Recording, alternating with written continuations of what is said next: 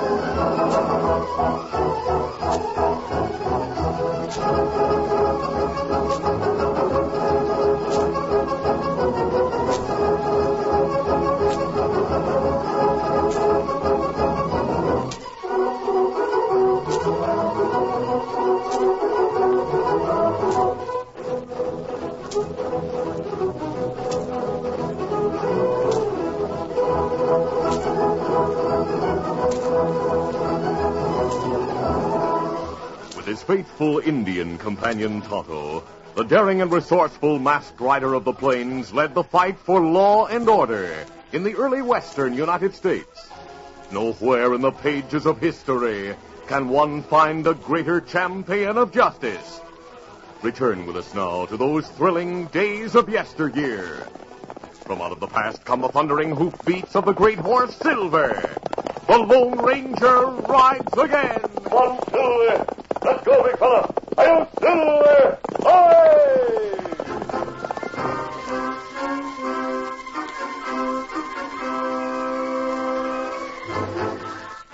Dark Tom Roberts, most notorious outlaw in the territory of Texas, had planned his escape well. He waited until the jailer opened his cell door. Then he reached into his pocket and pulled out the sharp-pointed weapon he had hidden there. Give me those keys and your gun. No. Help! Shut up. Roberts pushed the guard's head back, choking off his cries. Then he stepped back and brought the weapon down in a swinging arc. You had it coming to you. Now take your gun. Minutes later, he ran out into the open and headed for the thick brush nearby. A short distance away, his pal, Perry Osborne, was waiting with a horse for the escaping outlaw. Without a word, the two of them galloped toward the north. Get him out. Get him. Come on.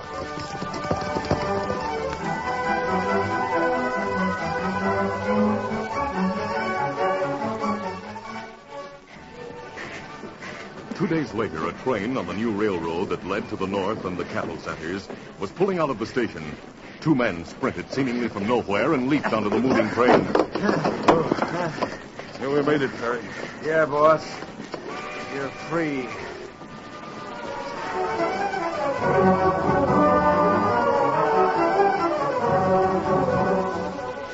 Years later, Tom Roberts, outlaw, had become Tom Ross, prosperous rancher, owner of the Circle R, situated midway between Range City and Dodge City. He stood with his foreman, Perry Osborne, and looked with pride at his stock. Perry, look at those steers and those horses. I own them, all of them. Yeah, boss. You got 'em honest, too. Yep. But there's still easier and better ways of getting money, Perry. I heard of a gold shipment that's being made from Range City tomorrow. It'll be on a freight wagon driven by Jim Walton. Here's what I've been planning. The Lone Ranger and Tonto camped for the night in the hills west of Range City. They paid no attention to the horsemen who sped along the road from Range City that night. The rider, Perry Osborne, rode westward for 5 miles until he came to the ranch house of cattleman Thomas Ross. Oh, boy, easy. He dismounted and entered the house where Ross and a group of men were waiting. Hi, boys. Boss, I have the news you want to hear. The gold shipment for the West is being picked up in Range City at sunup. Jim Walton's carrying it with a load of freight he's toting in his 4-horse Dover wagon. Do you know how many shotgun guards there'll be? Yeah, 2. One on the driver's seat with Walton, and the other in the rear of the load. This will be easier than I figured. Well, boys, you've heard what Perry said. Yeah. We planned this job a long time ago. You know what you're all supposed to do. Red, you ride out at the cave and tell Pedro we'll be out there at sunup. All right, boss. Tell him to have the horses ready. We'll switch mounts as soon as we get there. Then we'll ride to Snake Bend and wait for the wagon to show. That'll take us about an hour from the cave. Walton's freight wagon shouldn't appear until later.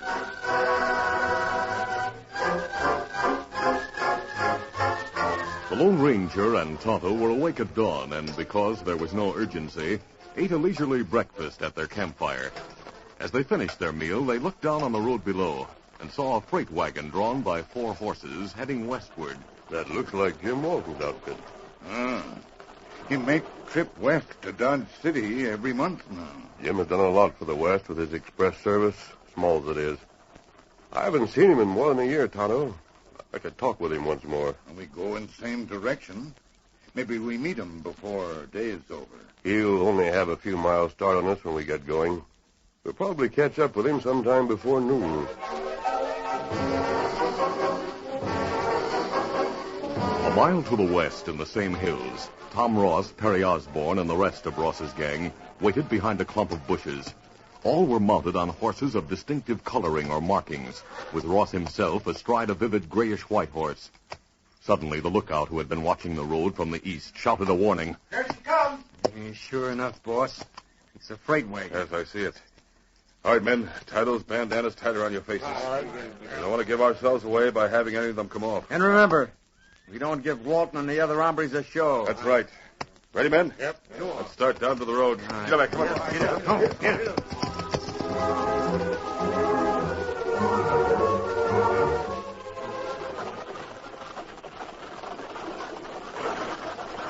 Jim Walton and Tex, his shotgun rider, were relaxed as their wagon made its way around the wide curve called Snake Bend. Get up there.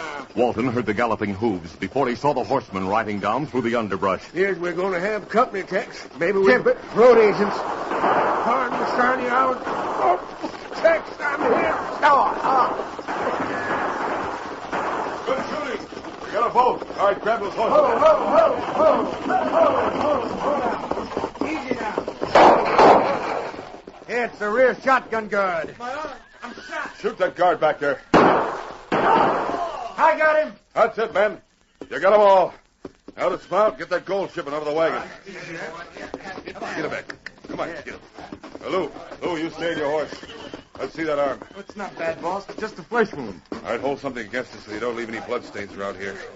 Start moving away. We'll catch up with you. All right. Come on. Tom Ross, his face covered like all the rest, rode to the rear of the wagon. He paid no attention to the shotgun guard who sprawled on the ground wounded. He watched the men remove a small trunk from the wagon and break it open with a chisel carried in their belts. This is it, men. That's some money in there. All right, each of you grab a bag. You take 2. Hurry it along, men. The bandits placed the money bags across their saddles and then mounted their horses. Then Tom Ross spoke to them. You know where we're heading. I'll lead the way. Follow me. Get it back. Come on, get it. All right, get going. I'll ride at the end of the line and keep watch. Get going, fast. Tom Ross led the bandits back through the brush, heading for the hills once more, and riding over grass-covered ground. Perry Osborne, as rear guard, saw the last man disappear from the road, then started to follow. Get it. But the first shotgun guard, bracing himself against the seat of the wagon where he had fallen wounded, aimed at the bandit and fired. His one shot hit Perry Osborne in the back. Osborne fell to the ground, dead. The Lone Ranger and Tonto, rounding Snake Bend less than an hour later, came upon the freight wagon and the bullet-riddled men. Easy, steady, big fella. Tonto, there's been a holdup. This man is badly wounded. Come, Tonto. 2 more. It's Jim Walton and Tex Carson. Let me look at them. While the Lone Ranger climbed onto the wagon to examine the express driver and his guard, Tonto, studying the hoof prints on the road, walked from the immediate vicinity. It was then near the underbrush away from the road that he saw the prone figure of the dead man, whose face was covered by a bandana. The Indian called to the Lone Ranger. Kimasabi, me find man here. Him dead. Got face covered. Let me see. Is he one of the bandits? Look that way. He take bandana off face. I don't recognize him. No. Kimasabi, me look at footprints. Them go through bushes. Don't bother about them now, Tonto. There's a spark of life, and all three of those men at the wagon. We'll give them first aid. Then take them back to Range City? No, I'd hesitate to move them in their condition. I'll treat them as best I can after we've stopped the flow of blood. And you ride back and get the sheriff.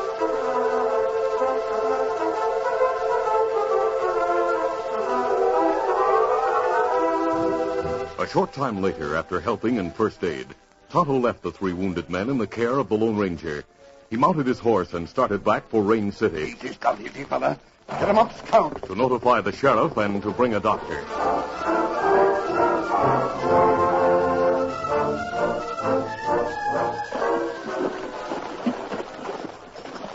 At that moment, Tom Ross and his bandit gang were leading their horses from a stream the length of which they had been wading for more than a mile. Now, as their horses made their way onto land, that was all shale and boulders as far as the eye could see. Ross stopped them. All right, take off your bandanas now. That's it. We've hidden our trail well till now. The sun will soon dry up the hoof prints on this rock. By that time, you fellows will have your horses back in hiding at the cave. All right. When you switch back to your own horses at the cave, be sure you... Hey, where's Perry? I said, where's Perry? He doesn't seem to be here, boss. You fool, I can see that. Doesn't anyone know where he is? Hey, boss, I was riding the end of the line. I thought Perry was behind me riding the rear guard. There's no sign of him now. Well, I know, and Say, I just thought of something. What is it? What did you think of? Just after we rode away from the wagon, I heard a shot behind me. Maybe they got Perry. Why didn't you ride back to see? Why didn't you... Yeah, it's too late now. If they did shoot him, we'll have to set up our alibi quicker than ever. We'll get to the cave fast. When I change horses, I'll head back for the ranch. You ride up the peak there and keep that spyglass plate on the ranch house. When you see the sheriff or any riders come to the place, you know what to do. Now, let's forget about Perry for a while and go. No lawmen are ever going to pin that hold up on us. Get up.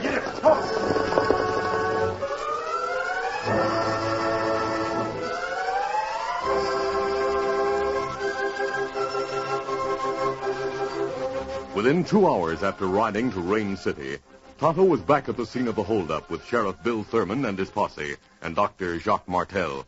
The doctor examined the three wounded men. Then he spoke. By some miracle of heaven, these men have remained alive.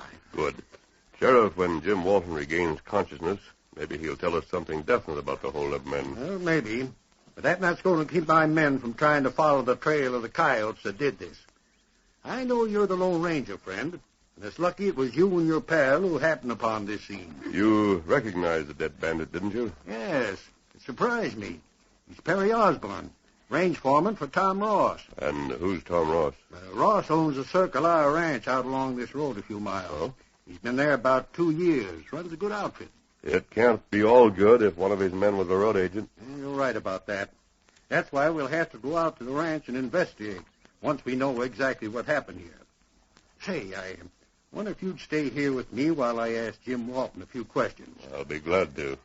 Boys, the masked man and I are going to stay here till we get some facts. Now, you men go with Tonto and try to catch up with the skunks who did this. We'll follow after you once we learn something. Now, get. We go this way. Get him up, Scout. Here. Monsieur Sheriff, it has taken less time than I thought. The man Walton is able now to talk a little. Now we shall find out what happened.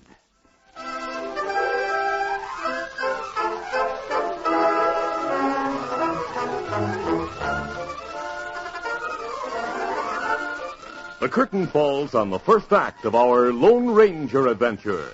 Before the next exciting scenes, please permit us to pause for just a few moments.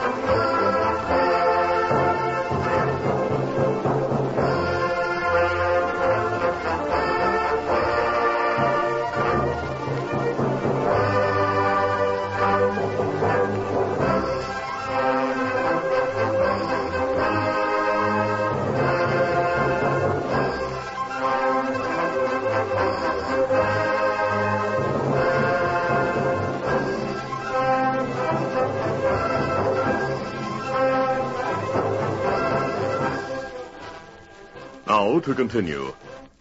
Sheriff Thurman went to Jim Walton, and as the Lone Ranger and Dr. Martell listened, the express driver haltingly told what little he recalled of the holdup. He concluded. And the one thing I recollect is this. All of them were riding horses that I could pick out in a field of rainbows. Strawberry roans, dappled grays, and animals like that. The leader was on a big gray, almost white horse. And the only thing they took was the gold you were carrying to Dodge City, huh? If the trunk's busted open and empty, like you say. It is, Jim. They evidently knew what they were after. Well, thanks for telling us all that, Jim. Yeah, shouldn't be hard to identify those crooks by the horses. It sounds as if they were inviting you to think that way, Sheriff. Huh? What do you mean? Most outlaws ride dark horses that can't be identified easily. These men hid their faces. Yet, on the other hand, they make themselves stand out by riding horses that witnesses might readily recognize. Well, that's true. But let's ride and join up with the boys. Don't you think it might be a better idea to go directly to the Circle R Ranch and check on Perry Osborne there? We'll go there. But first we'll ride hard and tell the boys what kind of animals to watch out for. After all, that's the only thing we know for sure, aside from Perry Osborne being shot.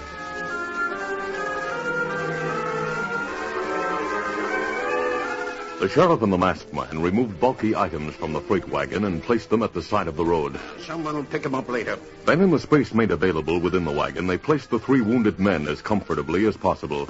Trailing his horse from the tailgate of the wagon, Dr. Martell turned the vehicle and headed back for Rain City. Easy, big fella. One through there. Get up there. Then the Lone Ranger and Sheriff Thurman rode in pursuit of Tonto and the posse.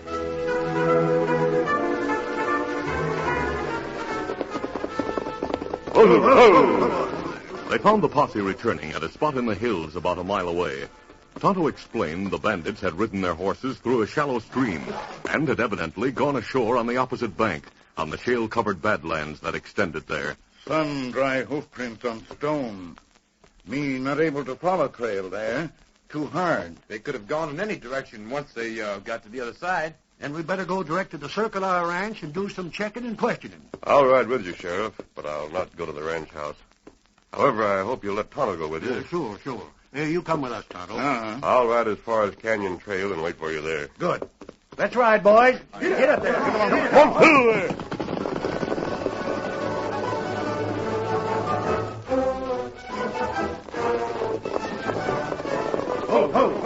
Steady, boy. Sheriff Thurman and the men with him found Tom Ross alone outside his ranch house. He expressed startled surprise at the news of the holdup and deep concern when he heard that Jim Walton and the 2 shotgun riders had been shot. But he denied all knowledge of the crime and of the reason that Perry Osborne might have been involved in it. Gosh, to think that Perry turned out to be a bandit.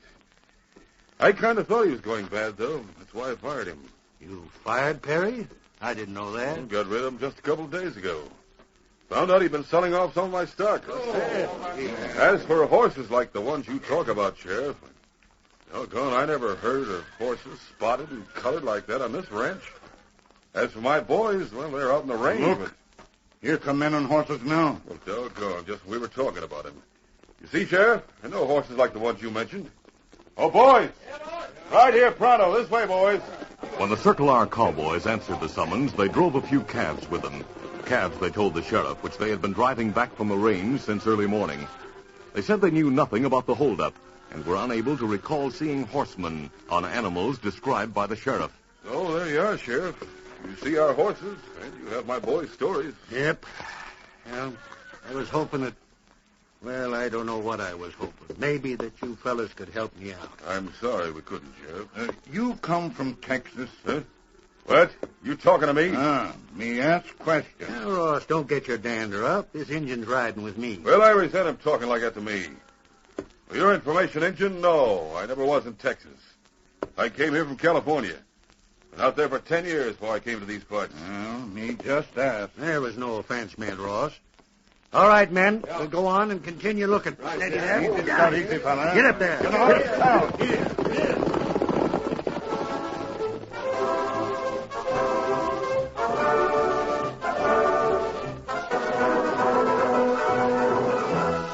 Tonto rode with the sheriff and his deputies to Canyon Trail, where the Lone Ranger waited. The sheriff told of his visit to the Circle R and the lack of suspicion of the people there.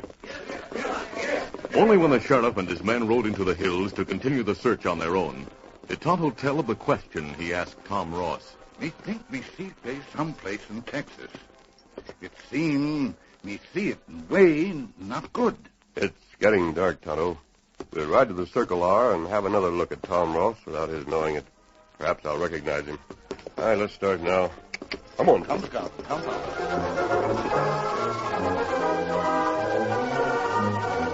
The Lone Ranger and Tonto went to the Circle R ranch and made their way in the first blackness of evening to a window at the rear of the ranch house.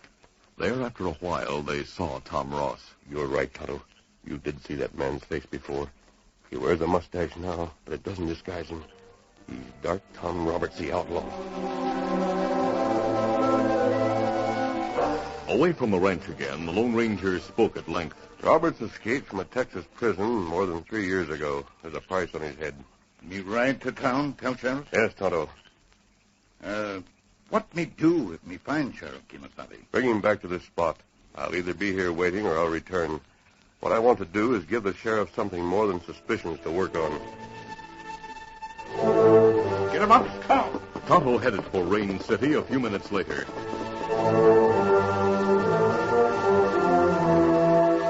And shortly after, outlaw Tom Roberts, assured in his role of Tom Ross, well-to-do rancher, answered the knock on his front door. Oh, good evening, masked man. Hello, Tom Roberts. Step back, huh? Let me come in. Why, You're too slow, Ross. Get your hand away from your holster. You see where my gun's aiming? Yes. All right, come in. I'll not stay long. Just want to make sure you're out of the way before I pick up the gold you took this morning. Right. What? I don't know what you're talking about. No. I don't suppose you knew what I meant when I called you Roberts instead of Ross, did you? I didn't hear you. I was looking at your gun. My name's... Dark Tom Roberts, I know. That was a nice job you pulled this morning, up to a point. You shouldn't have left Perry Osmond to die on the road. Perry? You mean he didn't die at once? That's a giveaway right there, Tom. You did leave him. But never mind what I meant. I want to get that gold tonight. Having you out of the way now will make it easier. Turn around. What? I said turn around. I'm going to tie you up and gag you. Knowing you're out of the picture will make my job a cinch. All right, stand back. You're not going to... Slow again, Tom. Back you go. And now out you go. The Lone Ranger's punch knocked out the outlaw. Quickly, the masked man grabbed a lariat from the wall and bound Ross, but not too tightly. Then he placed a gag in Ross's mouth and left him in the middle of the room.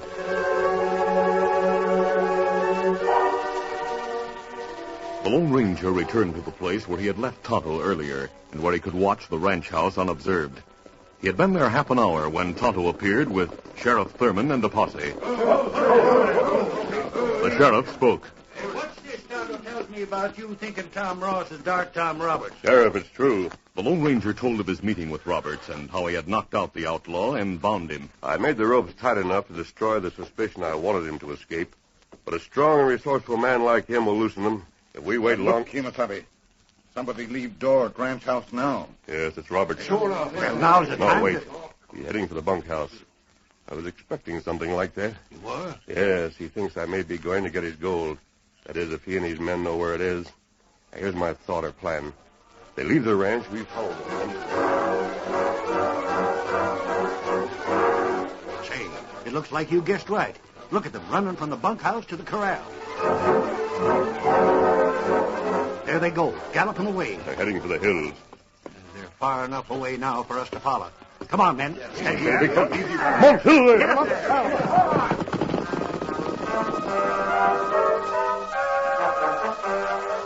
Pedro, an outlaw in charge of the cave that hid the stolen gold and the horses used in the holdup, had been with the bandit Lou, the wounded man who had been left behind when the outlaws returned to the Circle R ranch. Suddenly, there was the sound of men entering the cave. Pedro grabbed his gun and faced the opening. Who is it comes there? Who is it? Oh, boss. I do not know who it is at first. Where is he? Did he come here? Didn't who come here, boss? I don't understand. Where's the money? Is it here? But of course it is here, see? There near the fire. I protect you with my life. You ask who, boss? We did not leave here once you go away today. And that was a trick the masked man pulled on me. What was he up to? Why did he do what he did? I did it so you'd lead me here, Robert. The masked man. Yes, and the sheriff, too. Up with your hands, all of you. No, boys, don't let them in. You haven't a chance, you men. Surrender. Senor Sheriff, we surrender. Yes, a good thing we shot first and saved questions till now. Sheriff, look back there. Those are the horses Walton described, see? Roan, dapple, gray-white. Sure. There are the bags of gold over there by the fire. Men, put handcuffs on these crooks. Right, Sheriff. When that's done, get the money. Sheriff, this case is open and shut from here in. Todd and I are going. We'll leave things to you. Well, wait. Where are you going? You did this for us. It's you who found these men and the evidence and the money. There's a reward. Oh, he's gone outside. Well, I'll be... Well, that's the way he is, I suppose. Ross or Roberts, let's look at that wound of yours. Yeah, it hurts. But before you bandage it, tell me, who was that masked hombre? You should have guessed by now. He's the Lone Ranger.